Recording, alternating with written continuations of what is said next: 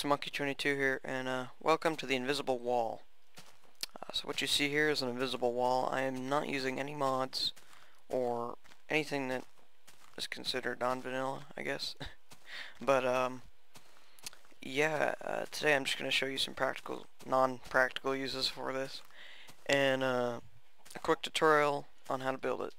So as you can see here, it's a shit ton of minecarts with a bunch of test certificates. So I'm just going to go over here. I actually already did this tutorial, but perhaps didn't record my voice. But whatever.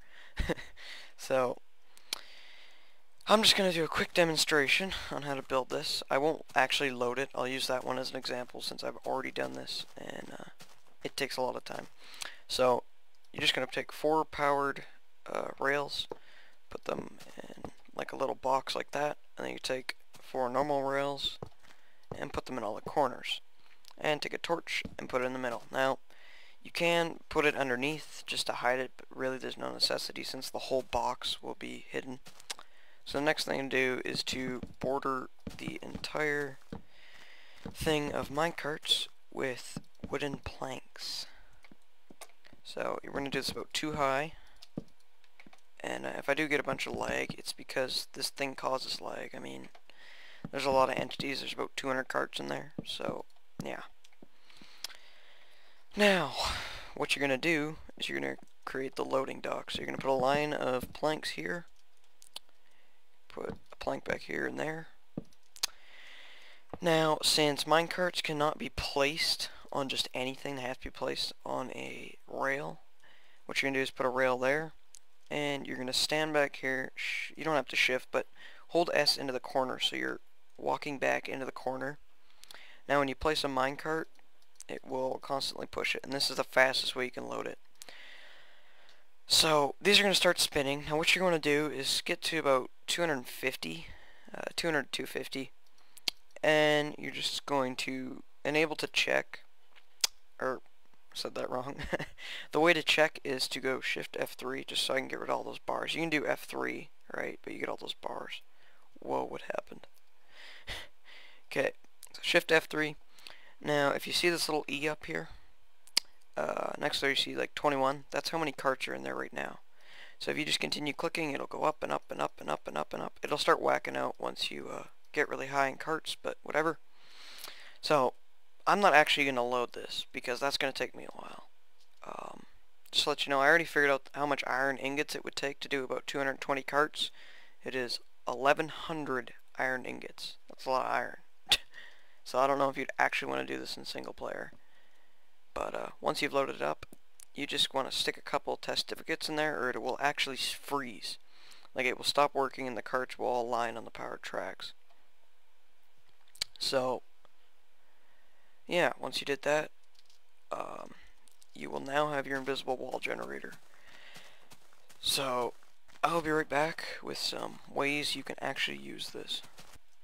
Okay, so now some of the ways you can use it is teleporting mobs. So putting a mob inside of the area of the carts will actually teleport them to the area.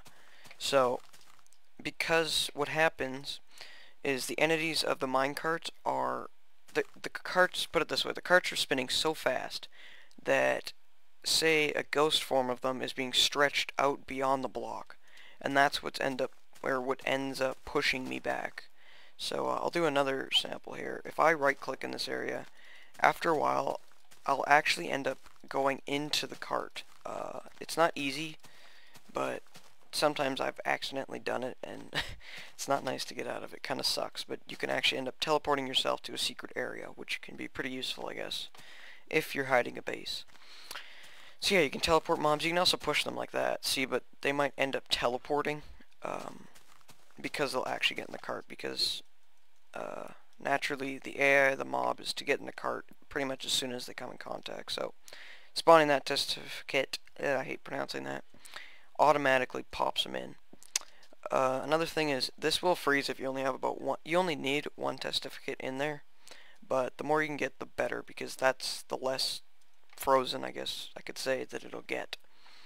Another thing is to actually keep people out of your base. This method can be pretty effective, as in the fact that it can sometimes prevent you from placing blocks. Like right now, depending on how strong it is, it will sometimes prevent you from placing. So, maybe the first couple times they'll try and they'll be like, oh, what the hell, I can't place blocks, and they'll just give up. They'll try walking in, they're like, oh, I can't do it. Sometimes there's a possibility they'll get around, but you can just put up like a wall and be like, trollolol, all that stuff. So then they have to turn around and go back through it. Maybe they won't notice this button. So if you just hit it, triggers the switch, it opens up. It is kind of hard to get in here, but I'm sure with some adjustments, you could move it back, and yeah. So then you just get to the end, and click the button. Nice little show of pistons. And with that, you have your nice little show of pistons, and whoa, see that one launched me. I don't know how many carts are actually in there, but there's quite a few. But yeah, it also will not launch you if you're not on the level of it. That's why I go underneath it. But yeah, if you're asking, how did you build this? And thing is, I'm not going to make a tutorial for this, unless you guys really want it. Then just leave your likes and feedback and everything, and I'll try and get back to you with a tutorial, but it's pretty complicated, as you can see. So what you pretty much have to do, this button is hooked up to an RS NOR latch, I believe it's called, and what happens is when you hit this button, if I can do it correctly, when you hit it, it moves these pistons, which moves the block away from this redstone torch. So when the block is over top of this, here, I'll make an example right here. So you have this, and I'll put wire all around it. So right now you see how the torch is not powering it. If you put a block over top of that, it directs the power through the blocks around it. So that's how this works. When it's pushed over, any block from here, here, back there, and here becomes powered. So if I go over here again and push it, so right now it's open, right? So you hit that, go quick, it's going to push over, it's going to power this wire. This wire now splits, it goes into here, which directs the power into the pistons, down in the lower part that closes behind you. This goes into a torch stack, which goes over into these pistons, which pretty much makes the movable floor. So as you can see, if I can get in there, when you hit it, opens the movable floor. Now, right now the RS NOR latch is on one setting. If I can get down here, please. Thank you. And you move down here, you hit it, and it triggers the RS NOR latch, powering the wire and turning on all the pistons, closing it behind you. God, that launches you far. Oh yeah, another thing is you can actually use it to launch you. Another example over here, if I still have it running. Yeah, it's still running. So you see it pushes me away quite a bit. So if you walk under it, so maybe you're going under your base and you want one of these to launch you really fast. If I jump, look how fast it launches me. Like that's, in my mind, pretty fast. That's better than the sprint ice jump thing. So let's see how far it can actually launch me. Whoops, gotta get away. Okay. So let's see. Like that's a long freaking way. So this is definitely an effective tool, and if you guys like the video, leave your comments, your likes, everything, even subscribe if you feel like it. And I'd like to thank you guys for watching, and see you later.